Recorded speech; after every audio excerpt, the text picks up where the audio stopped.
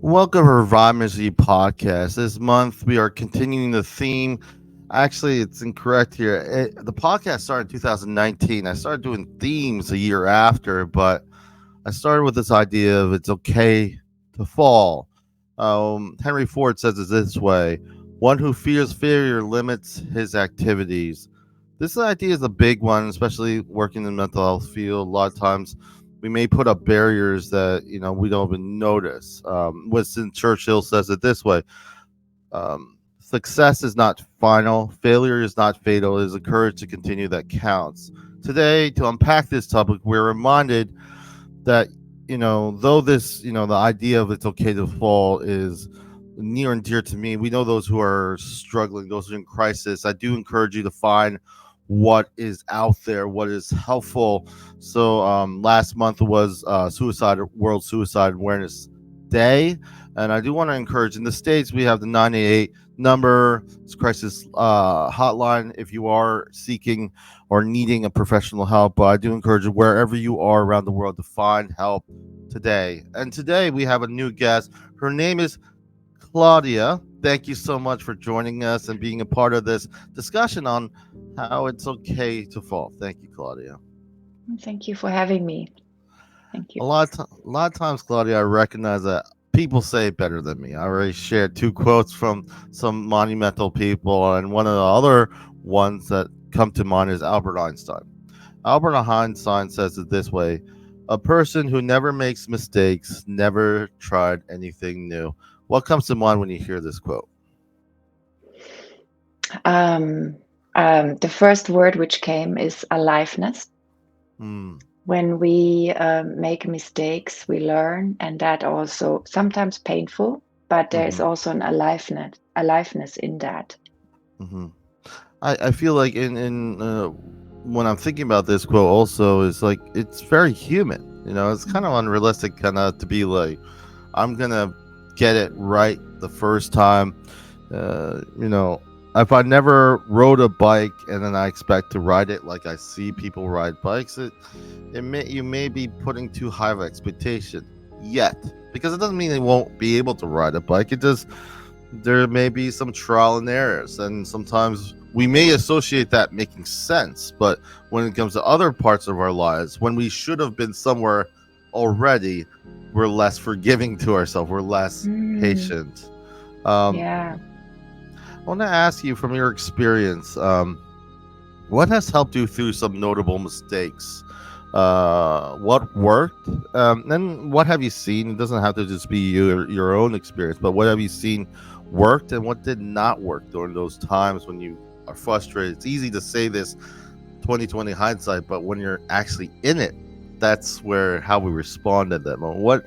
What has your experience been? That's a beautiful and deep question. um, if I reflect on my clients' work, Hmm.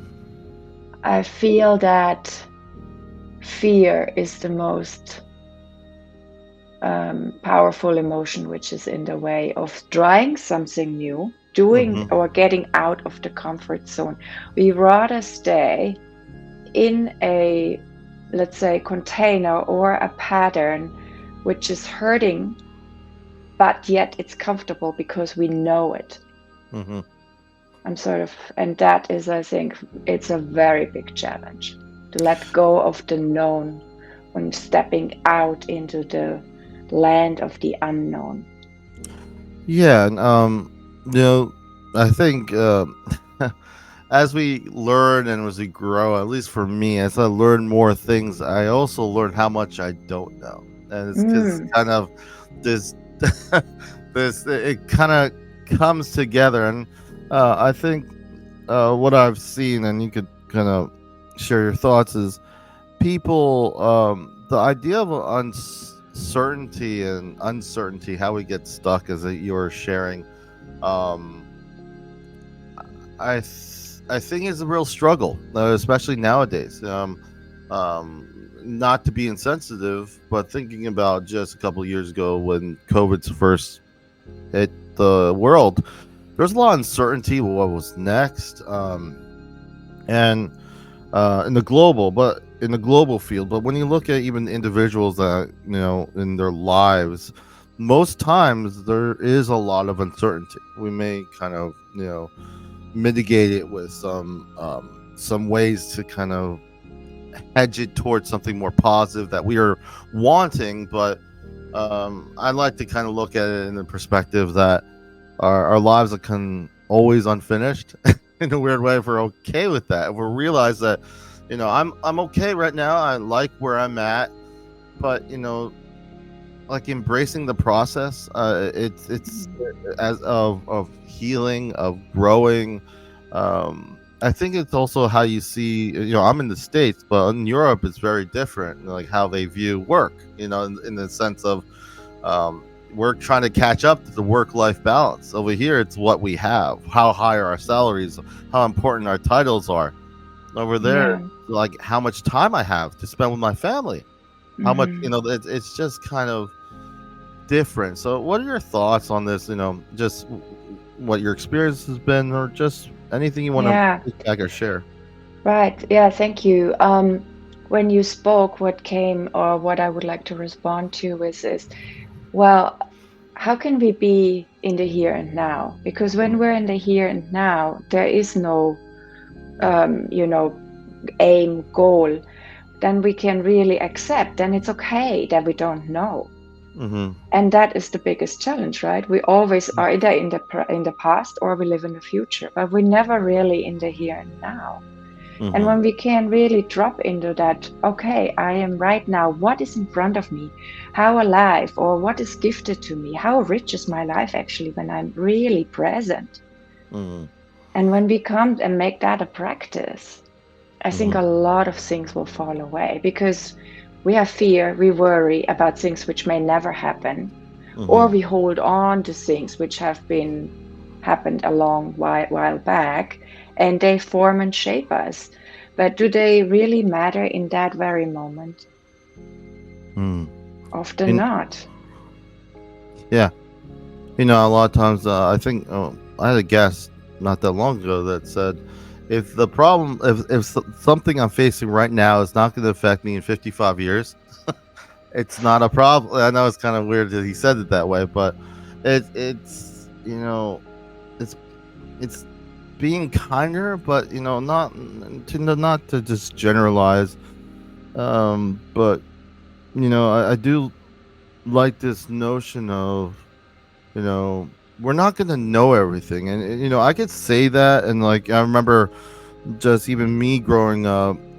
There's a very different world before the internet. Before, I didn't grow up with cell phones. I remember I was in the transition when I was high school. There was dial-up, Yeah, internet, all that stuff, and I the phone was a brick, a Nokia brick at like early 2000s. I was in the military during the 2000s, 2004, right around the time of 9/11.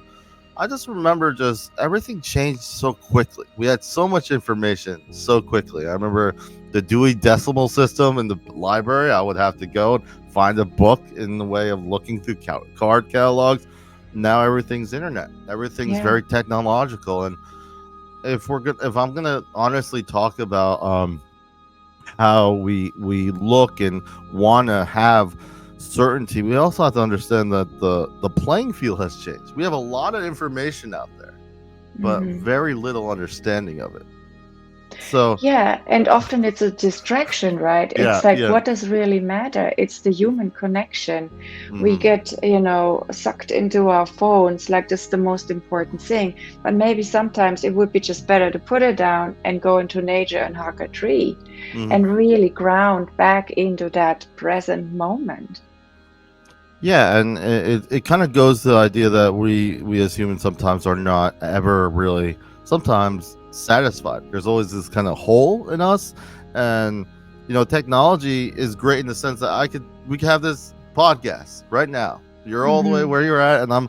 So those are wonderful things about technology, but at the same time, the not so wonderful things is that we're stuck on our phones. We don't have Hmm. meaningful conversations. Family reunions are everyone looking at their phone, not looking at each other, not talking to each other. So the communication, the connection has dwindled. Yeah. For every year, every generation, more and more. I want to give you an opportunity. I know I love where this conversation is going, but I want to give you an opportunity, especially for new guests and also returning guests, to share a little about yourself, what brought you to what you're doing today, especially those who are listening. Just a little, give you a little moment to share what you feel comfortable about yourself, if you like. Yeah, I don't even know where I should start. I start where I'm right now. I'm in the middle of a training with Francis Weller. I don't know if you're familiar with him. He lives in California, Mm, and he talks about grief and the sorrows of the world, and he formed 6 gates of grief. mm, And so he started this training. I'm going to become a grief tender. That's mm, what he calls it. And it feels like it's the missing piece in my work, what I'm doing as I'm mm-hmm, working with people. And it's really, really relevant right now, even what you just talked about or spoke to, like in regards to purposelessness, mm, because we feel so empty and we don't really grieve or understand what's going on inside us, and we become so lonely. We're mm, really supposed to hold each other in community. mm, And when we can come together in community, mm, then we can thrive, and because we're not alone, right? mm, We come back to our collective knowing, our collective holding. mm, And that's, I think, is one of the yeah, how should I say, the effects of our modern life yeah, right yeah. now. We're so segregated Mm-hmm. with self. Yeah, and Yeah. it kind of reminds me of turn of the century industrial revolution, when everyone was getting cities and factories were building, and there was a lot of worries, of course. There was a lot of proximity of people around, but not a lot of connections. There were the worries of the modern communities being shipped into cities to be more quote unquote Hmm. successful, and um, I think success became more of a general notion of what society pressures ask us to do to be successful. Yeah. And working with in the mental health field, you can imagine that success is very maybe sometimes overwhelming because of where the person may feel they are at any given moment. So a Hmm. lot of times I hear the word should have. I should have been here. Why has this Hmm. happened? How can this happen? But looking at some of the great minds of when they think about thoughts, of like um, just the ideal of more is not always more. Less is No. sometimes more, and like the idea that so the success is self-reflection. We don't take the time to know what success is. Success might be just having a modest job in a where you have enough time to share times with your family and enjoy the things that are important to you, not what everything else is telling you it is important to Right. you.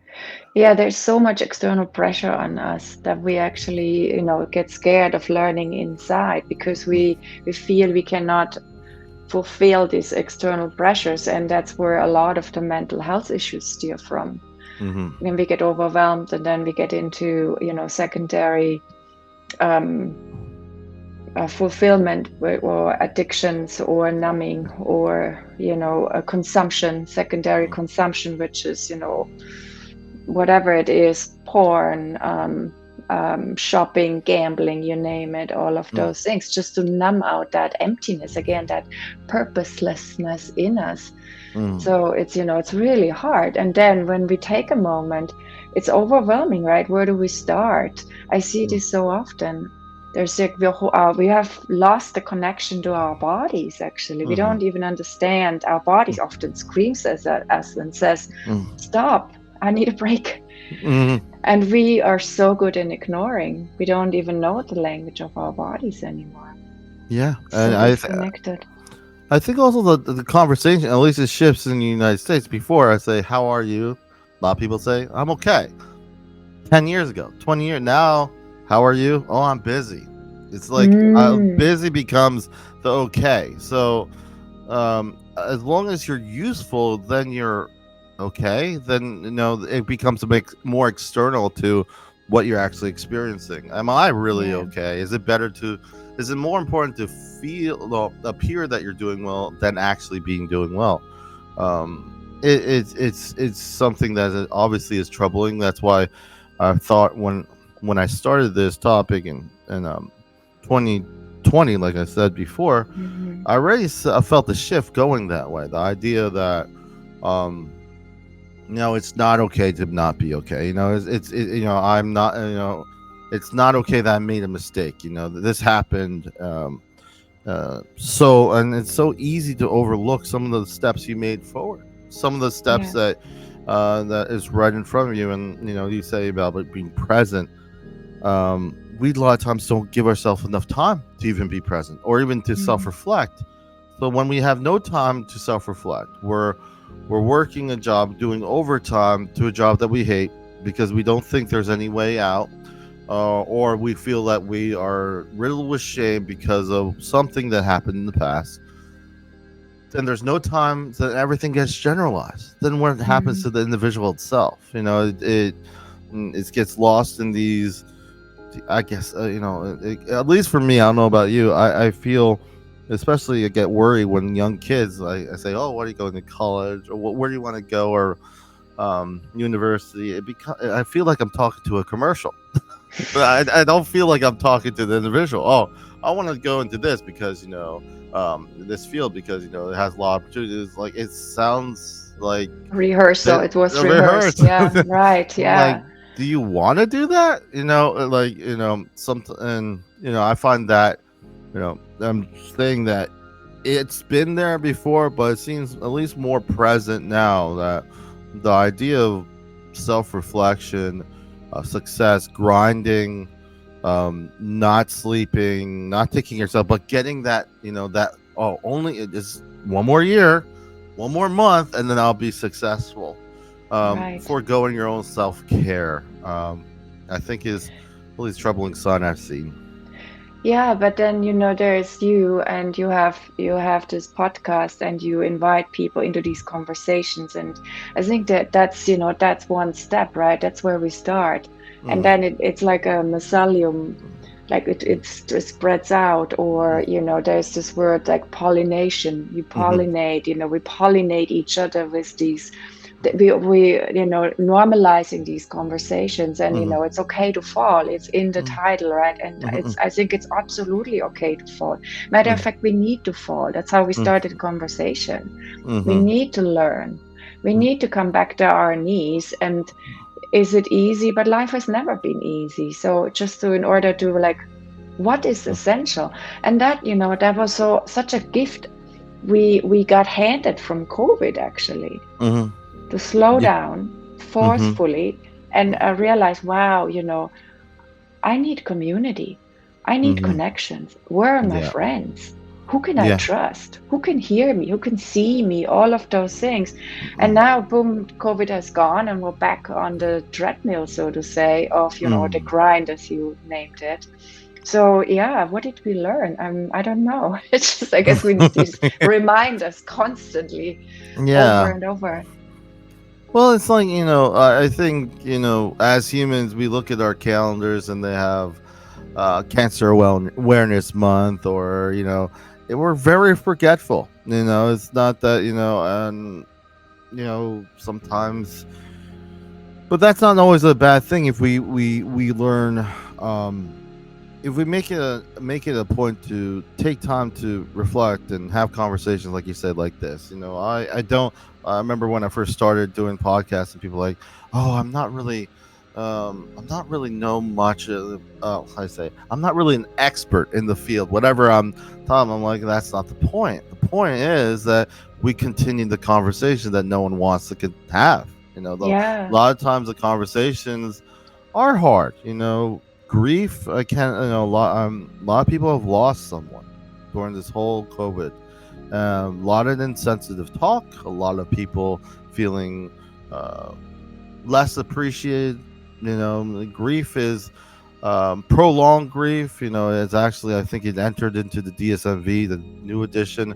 The idea of like if you have grief for a substantial amount of time, that is actually seen as, they actually made a code for that. And I find it, um, you know, I always say when someone loses someone, especially working in the field, being a church leader, it's just you're not don't rush it, don't rush it, when it comes to Yeah. grief. And one thing, I'm half Korean, half Puerto Rican, so my Korean, I my father was Puerto Rican, my mom was Korean. And one thing about Korean people is, when I was growing up with my mom, there's this word that's untranslatable. My wife has this book, and it's called nunchi. Nunchi in Korean basically means the subtle, often unnoticed art of listening, engaging in others' mood. We're very Mm. empathetic people. We're kind of, my mom would say, you don't have sense. So like, there's a lot of intuition built in even in the language. They don't like, if you, I don't know how to speak it well at all, but even when you're looking at the composition of how they speak, they expect you to know the context in how they speak and how the Mm. wording and all that vocabulary.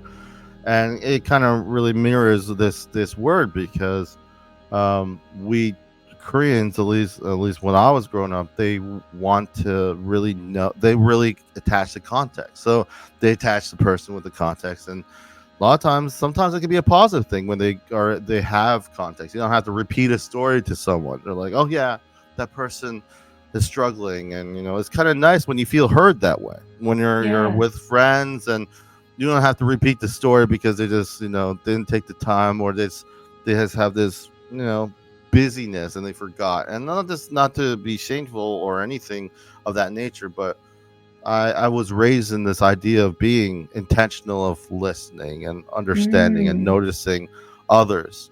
And I feel this has helped um, navigate. But this is just one piece of the puzzle, when it comes to talking and understanding, is also understanding yourself in this whole realm of things. And I think understanding or not understanding, having a lot of information and not having the time to sift through it, can be the biggest barrier sometimes in Yeah. us moving forward. Um, I want to ask you, have you navigate, kind of similar to what we've talked about, but if there's anything that we talked about already that you want to um, uh, comment on further, but I want to ask you before that, what has helped you? What have you seen help people, especially they're going through. You're working with people. They're going through some setbacks. Let's say.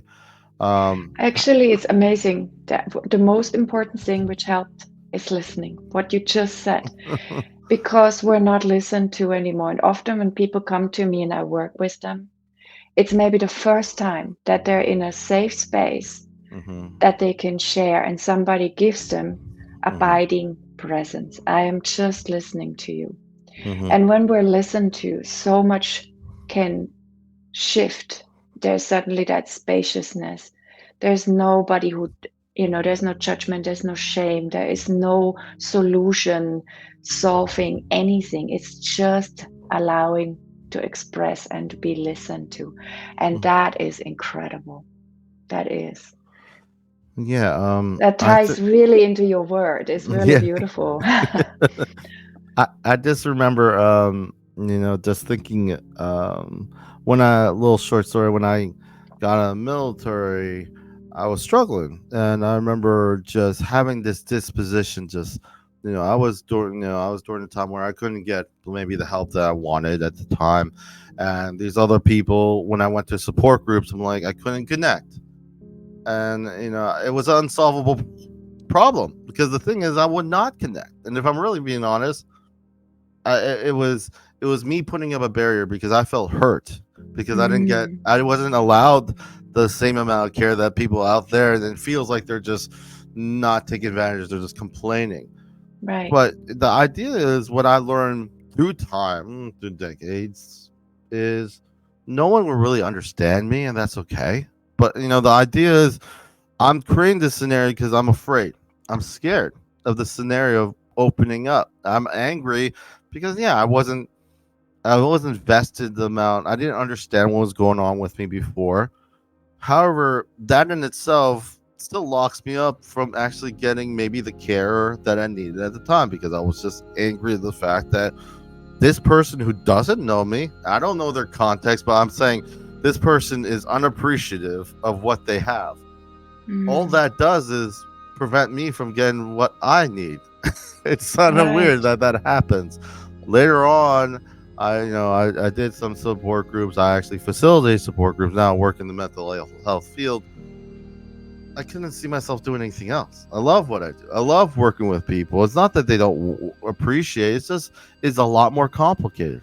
Family Mm, dynamics, culturally, everything's a lot more complicated. It's easy to look on the side and kind of you have your own wounds and kind of compare, but it's never really wise because the only one that you're hurting is yourself at the end of the day. Uh, yeah.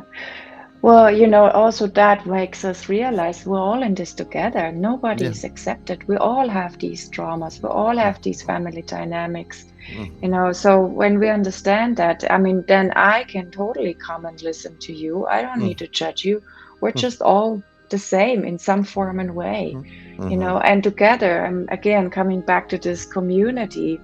mhm, When I allow you to be vulnerable and you get that what and I listen to you, we build a form of intimacy. mhm. It's not, the word is so taken out of context, right? Yeah. It's like intimacy is just that you are allowing to be seen. Into you I see, into me you see. We Mhm, share something which is vulnerable. At that very point of that, we're so afraid of being seen, but we wish so much to be seen, because mhm, when we're seen, then we mhm. can connect, and then we're Yeah. held. And that is, that is the where so much gets lost. So we Mhm, have to have that courage, the bravery to be like, okay, I'm going to do that. I'm just going to share myself. And when you then have the experience, oh my God, I wasn't judged. That in itself is so healing before any other, mhm. work starts. Yeah, and I feel, you know, after you surround yourself with an environment that doesn't judge per se, you end up starting to feel that you have time to self reflect on yourself, and at least for me Yeah. on my journey, I realized that yeah, people, a lot of times, how can you say, people are not, how you say I personalize my care. So whatever I'm dealing with, I tell this to clients or whatever. But don't personalize the external things that happen to you. Mm. Sometimes, a lot of times, you dealing with insurance companies in the states or whatever. This person forgot something or forgot a referral. Doesn't mean that they're out. They did that purposely to just, you know, to make your day worse. Sometimes Yeah. that negative thought can really dislodge, you getting the care. Like I mentioned, my little story. Hmm. A Right. lot of times people are just trying their best to what they have. One person said to me, sometimes life is playing a bad hand well. Like in cards. You're Yeah. just trying to do what you can, and sometimes people come up to me like, I don't have, I want to help, I just don't have time. Maybe they're the mother with a lot of kids, or just busy, and I say just be kind. Be kind to yourself. Be kind. You Mm. don't like. I just remember just going to a restaurant's a great example. You go to a restaurant and someone gets your order wrong, and I just suggest this: just be kinder. Like the person gets your order wrong, you could tell them in a tactful, more a kinder way, as opposed to why did they get this wrong? We've been waiting all this time. And pause a minute, and Yeah. before Pausing. That's a yeah, beautiful word to add here. because I'm Pausing not and breathing. because I'm not saying you're gonna have this. Like I get angry just like anyone else, but if you pause and you Yeah. don't say the first thing that comes to your head, um, you begin to reflect. You begin to put more value in what you say, because what you say does matter. What you say to people does matter. Um, Yeah, it and it ripples has to out. impact. Our It rip. words ripple, right? There's a vibrational effect to our words. So, but it's difficult. Sorry, I interrupted you. No, no, it's totally fine. And like, Yeah. no, go ahead, go ahead. No, I was gonna say, but it's that it's difficult when we start, right? It's okay, maybe today I tried to pause and it didn't work. So let's just accept that. Yeah. Tomorrow, maybe we can take one breath. And maybe tomorrow, the day after, it's two breaths. And we really get to, it's like a muscle we have to train. Hmm. It's something when we work out in the gym, but we never think of these new pathways, of changing our behaviors or patterns. It's the same thing. It's the same thing. It's the same thing. Forgiveness is a big part of all of what we're talking about, because a lot of times the biggest barriers are forgiving ourselves, forgiving others. Like I've Mm, said, Dr. Martin Luther King said, "Forgiveness is not an occasional act; it's a constant attitude." So yeah. attitude's a huge how you how you respond to life. Not to say you're gonna be, um, you're gonna have those bad days. You're gonna have those days like, but at the end of it, it's how you respond to it, how you reframe it, how you move past it, and that can really kind of guide where you end up, where your mind and how you see it and how you see yourself. How has forgiveness played a role in your own setbacks or others that you've seen? I um, think it's a very powerful practice. I suggest many times, and I think I need to still. We all need to practice. It's a lifelong journey, right? mm, Forgiving ourselves. I feel we all try to do the best we can. I do. I believe that we try mhm, all the best we can, and mhm, tomorrow we try better. And so mhm, I can forgive myself. I'm not saying that we do something intentionally harmful and we forgive mhm, ourselves for that. mhm, It's most of the time that we do something because we didn't know better and we didn't have the awareness that maybe our words or our mhm. action harmed somebody, or hurt somebody. But once we can come to self-forgiveness, then that also opens us up to the other. That will Yeah. help us to have the courage to go and say, I want to actually apologize because Mm. I get it now. Yeah. And Mhm. if, and if you well self-reflect and you realize that this problem or issue, whether it's family related, maybe self or how you see yourself, if it's years, give yourself. It's gonna take time. You know, there's no Yeah, rush. You're on your own time. So like, exactly. so if you have that instance, a lot of times I work in dual diagnosis, people with substance use. So a lot of times they get this 6 year chip. They've been sober, and then they fall off. I'm like, your life, who you are, is more important than that chip.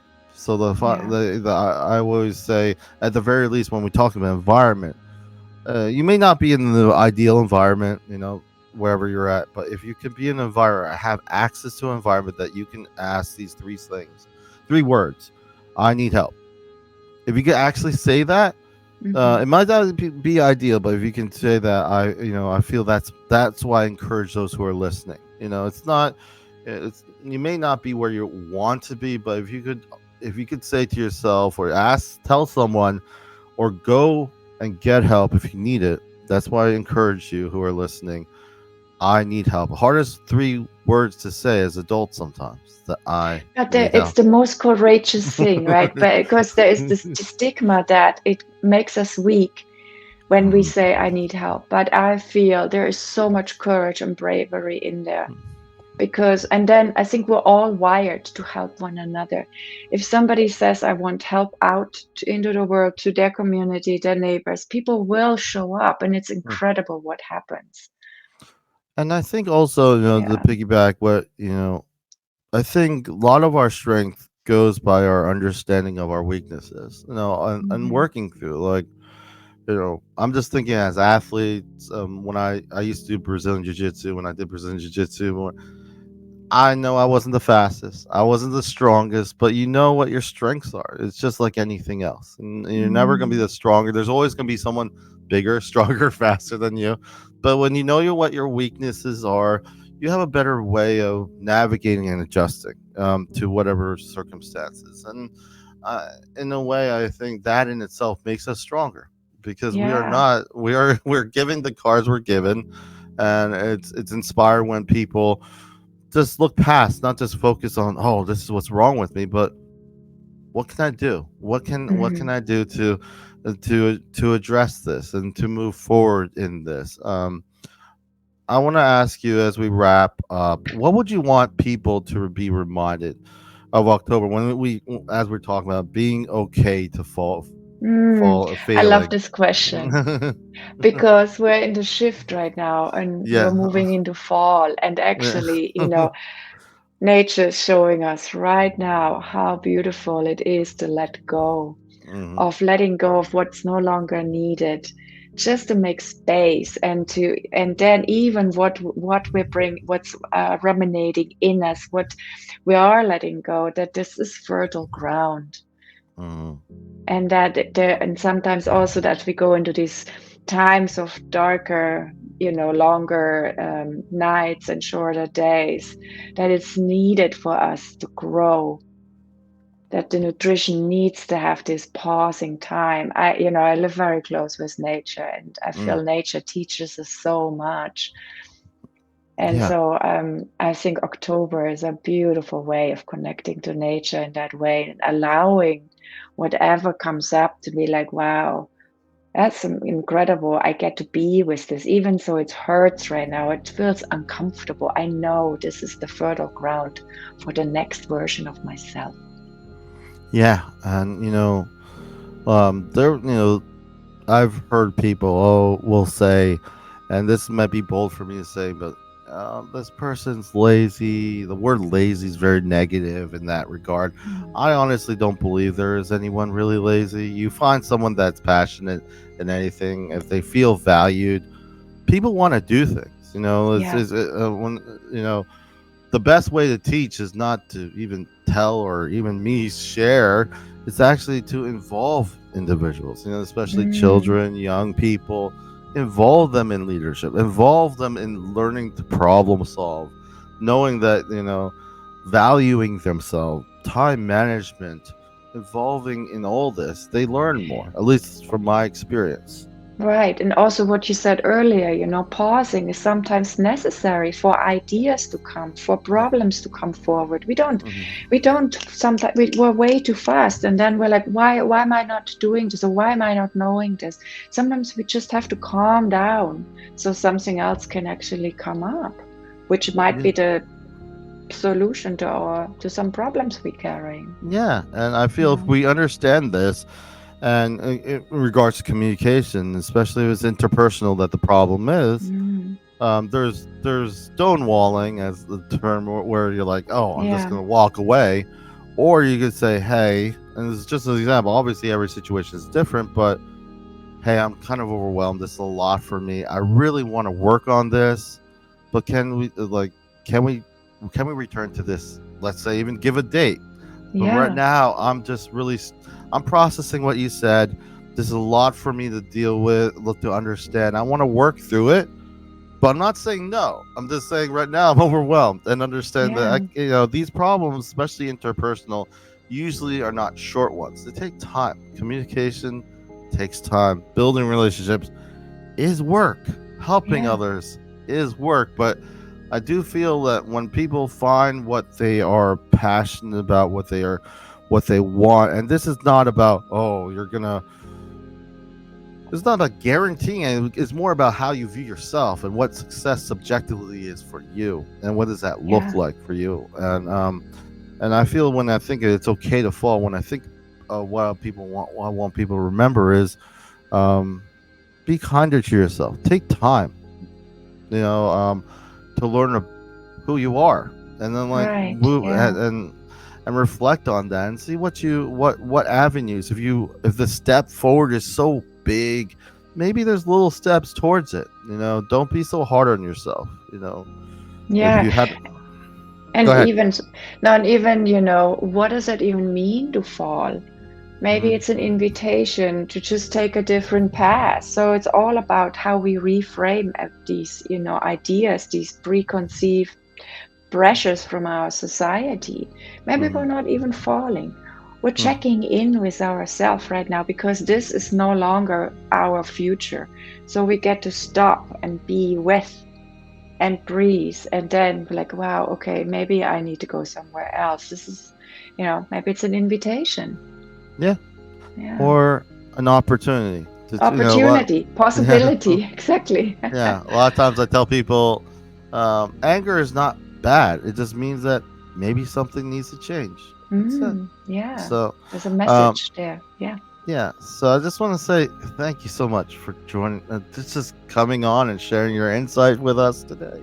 It's just, I just love just hearing different thoughts and just directions, because everyone has their own um, context, and I feel that for itself really helps with this conversation. It's okay to fall wherever you are in the world, wherever you're listening to this. I encourage you just take time, at the very least, take time, pause a bit, get to know yourself again, and Mm, that learn to just be. There's a difference between being lonely and being alone. That's it's okay to be alone, and yeah, think about things. Take time. I think when we take time for ourselves, it just shows where our value is. Our value is, right. and it's not that I think I'm awesome. It's just more about I want to be better, so and that in itself uh, helps us kind of see more clearly, at least from my experience, where I want to go. Maybe success is just doing. Maybe I'm where I need to be, or maybe there's some changes I would like to make. But you're on your own time, at that point. And I just want to say Yeah. thank you again, Claudia, for joining us and sharing your thoughts. Yeah, thank you for the conversation and the exchange. No worries. I just want to share with those who are listening to stay updated with Revive Ministries' various platforms. ReviveMinistriesFL.com is our website. Leaving you with this last quote is from Marianne Radmacher. It says, "Forgiveness is really a gift to yourself. Have the compassion to forgive others and the courage to forgive yourself."